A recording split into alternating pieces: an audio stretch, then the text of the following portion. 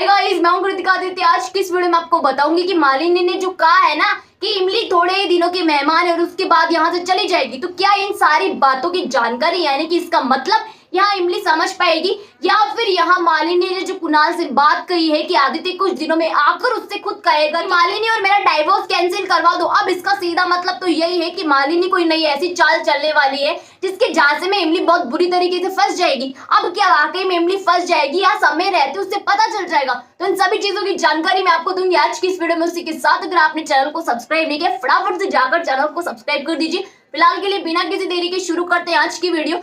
तो आप देखोगे कि मालिनी ने अपने दिमाग से यानी कि इमोशनल ब्लैकमेल करके कुणाल को फंसा लिया है, आदित्य से झूठ बोलने के लिए भी उसको मना लिया है। उसके बाद आपको दिखाया जाएगा कि मिटी दिल्ली आ चुकी है। अब दिल्ली में एंटर होते ही सबसे पहला उसका मुकाबला यानी कि आमना सामना होता है देव से। देव से जैसे उसकी मुलाकात होती है तो उसके सिर पर चोट लग जाती है। देव ये कैसे बर्दाश्त कर सकता है कि उसके सामने मीठी को यहाँ चोट लग गई और वो उसे वहीं छोड़कर आ जाए? नहीं भाई साहब, ऐसा देव बर्दाश्त नहीं कर सकता, इसलिए देव ले आता है अपने घर में यानी कि अनु के घर में ले आया है मीठी को। अब मीठी जैसे अनु के सामने होती है यानी कि दोनों का जब आमना सामना होगा तो कितना खतरनाक तरीके से धमाका होगा ये तो आप अच्छे तरीके से जानते हैं। इसलिए तरफ आपको दिखाया जाएगा कि पल्लवी यहाँ ऑस्ट्रेलिया के लिए निकल चुकी है। अब जैसे ही इमली को और मालिनी को पता चलता है कि मीठी आ चुकी है और उसको चोट लग चुकी है, तो यहाँ दोनों चली जाती है अपने घर पे यानी कि देव के घर पे, जहाँ मीठी से मुलाकात होती है, उनकी बातचीत होती है। मालिनी का रूखा अवतार देखकर मीठी भी समझ जाती है और क्या क्या नया ड्रामा होगा दोनों के बीच में, क्या क्या होता है यानी कि यहाँ कौन सा नया ड्रामा आपको देखने को मिलेगा।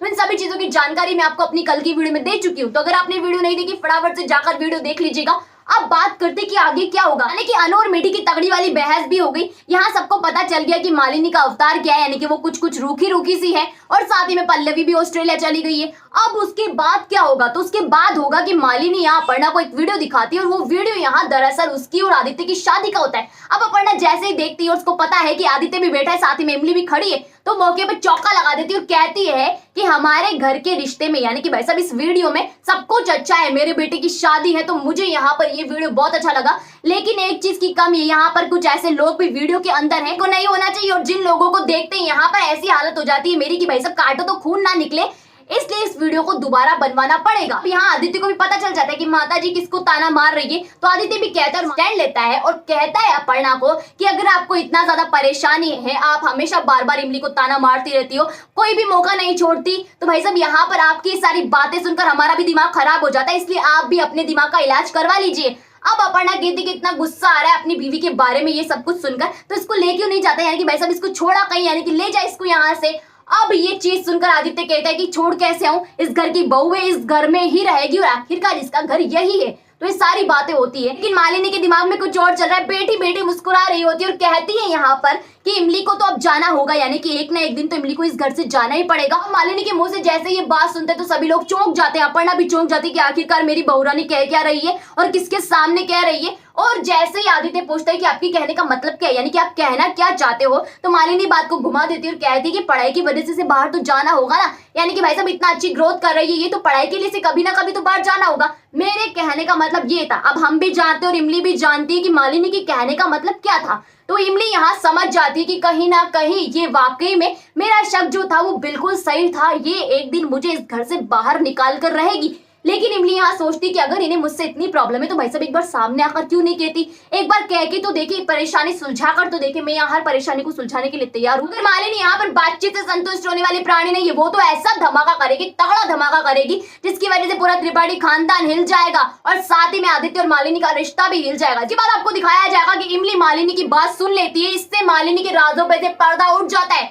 अब यहाँ इमली जाती मालिनी के पास, पूछती कि आखिर आपको परेशानी क्या है, जो भी बात है मेरे सामने कहो। अब जब सारी सच्चाई सामने आ ही चुकी है तो मालिनी भी खुद ब खुद बोल देती है कि हाँ ये वजह है, मैं तुमसे प्यार नहीं करती, ना ही तुम मेरी बहन हो, तुम मेरे पति की सोतन, और इस बात को मैं कभी नहीं भूलूंगी। भाई साहब यहाँ पर मालिनी का रुद्र अवतार आपको नजर आता है। ये बात सुनकर इमली यहाँ पर चुप जाती। इमली सोचती कि मेरी एक ही बहन थी वो भी ऐसी निकली, यानी कि मेरी तो किस्मत ही खराब है, एक ही बहन वो भी ऐसी निकल गई। भाई साहब अब मैं क्या करूंगी। और उससे इस बात की तकलीफ कम है कि आदित्य उससे दूर चला जाएगा, बल्कि इस बात की तकलीफ ज्यादा है कि मालिनी यहाँ पर उससे दूर हो चुकी, वो भी सिर्फ आदित्य की वजह से।